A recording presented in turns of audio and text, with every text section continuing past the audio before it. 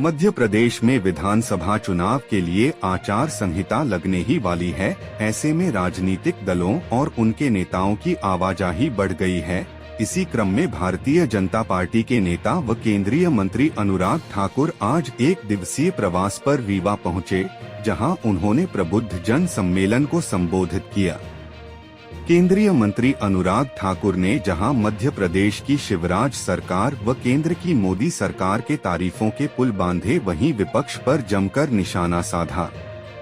केंद्रीय मंत्री ने कहा कि एक जमाने में यहां दिग्गी राजा की सरकार थी, चारों तरफ भ्रष्टाचार गुंडागर्दी व्याप्त थी, सड़कों की हालत दयनीय थी। कांग्रेस ने मध्य प्रदेश को बीमारू राज्य बनाए रखा, लेकिन भारतीय जनता पार्टी की सरकार आने के बाद यहां विकास का बोलबाला है। पूरी ईमानदारी से काम करते हुए शिवराज सरकार ने मध्य प्रदेश को विकसित राज्यों की श्रेणी में लाकर खड़ा कर दिया है। चाहे देश के सकल घरेलू उत्पाद या प्रति व्यक्ति आय की बात हो, पुरानी सरकारों के मुकाबले हमने रिकॉर्ड स्तर की बढ़ोतरी की है।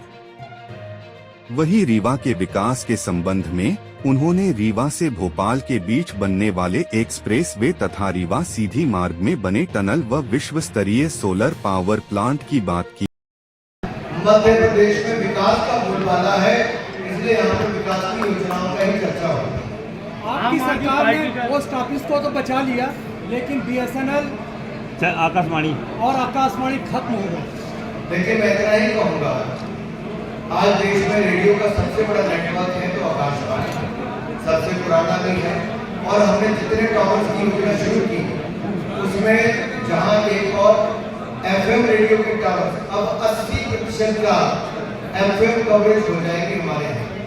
ये अपने आप यहाँ पे बात, जो ट्राइबल इलाके वहाँ पे थोड़ी दिक्कत आती है, जहाँ तक वहाँ पे नहीं कर पाएंगे, लेकिन लोगों तक देखोगे तो 92% लोगों तक FM की सुविधा पहुँचाने का काम आकाशवाणी ने किया है। जहाँ तक BSNL की आपने बात कही, ट्राइबल और लेफ्ट विंग एक्सट्रीमिस्ट एरिया, जहाँ पर ये नक्सलवादी प्रभावित इलाके हैं, उनमें भारतीय जनता पार्टी की केंद्र की सरकार ने हजारों टावर्स की मंजूरी दी है, जिसके ऊपर लगभग 9,000 करोड़ रुपया खर्च होगा। ये अपने आप में बहुत बड़ी बात है। नेटवर्क वहां पर भी हम देने जा रहे हैं जहां पर पहले नहीं। शासकीय सेवकों की सैलरी आपने बंद करके रखी है। मुझसे पहले के वक्ताओं ने मध्य प्रदेश की हालत आज से 21 वर्ष पहले कैसी थी, उसके ऊपर आपका थोड़ा सा ध्यान जरूर डाला है। और मैं यही नहीं कहूंगा,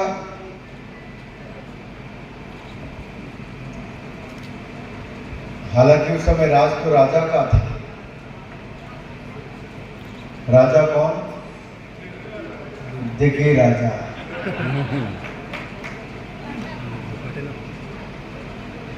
अंधेर नगरी दिग्गी राजा के समय यही था, अंधेर नगरी। और ऐसी हालत कर दी थी मध्य प्रदेश की कि बीमारू राज्य हमारे मध्य प्रदेश को कहा जाता था। अब मैं ये तो मेरे युवा साथी की समझते हैं बीमारू का मतलब क्या होता है, समझना और उस समय की स्थिति को जानने में बहुत अंतर है। इस चुनाव में बहुत बड़ी जिम्मेदारी 35 वर्ष से ज्यादा की आयु वाले व्यक्तियों के ऊपर है कि वो अपने 18 साल से 35 वर्ष की आयु के जितने युवा साथी हैं, अपने अपने घरों में शाम को भोजन के समय आधा घंटा पहले बैठकर को बताएं कि क्या असुरक्षा थी, क्या गुंडागर्दी थी, कैसे बढ़ता अपराध था मध्य प्रदेश में।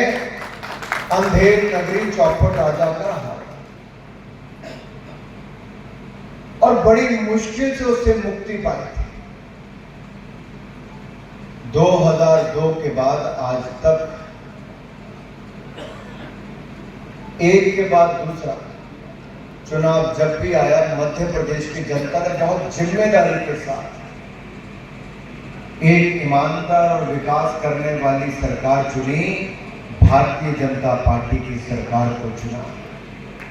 और आदरणीय राजेंद्र शुक्ल जी ने मुझसे पहले बताया कि कैसे पिछले इन 20 वर्षों में मध्य प्रदेश में प्रति व्यक्ति आय कैसे बढ़ी और उसका बढ़ने का कारण क्या है मेरे युवा साथियों।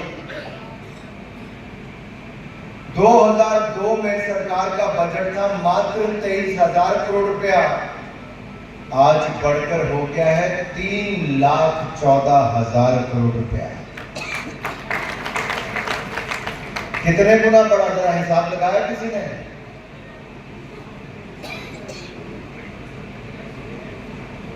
लगभग 15 गुना ज्यादा। और इससे आपके हाईवे भी बने, ग्रामीण सड़कें भी बनी, शिक्षण संस्थान भी बने, स्वास्थ्य की सुविधाएं भी बढ़ी।